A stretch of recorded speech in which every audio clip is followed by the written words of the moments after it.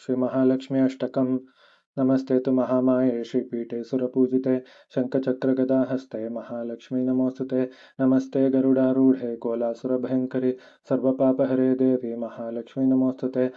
सर्वज्ञे सर्ववरदे सर्वदुष्टभयङ्करि सर्वपापहरे देवी महालक्ष्मी नमोऽस्तुते।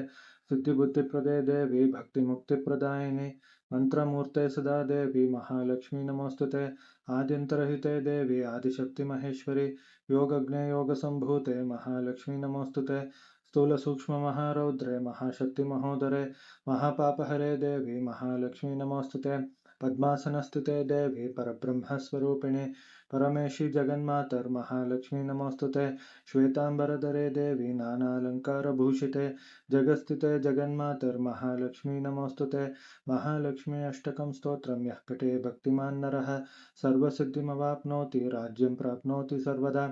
एककाले पठे नित्यं महापापविनाशनं द्विकाले पठे नित्यं धनधान्यसमन्वितः त्रिकाले पठे नित्यं महाशत्रुविनाशनं महालक्ष्मी भवे नित्यं प्रसन्नवरदा शुभा।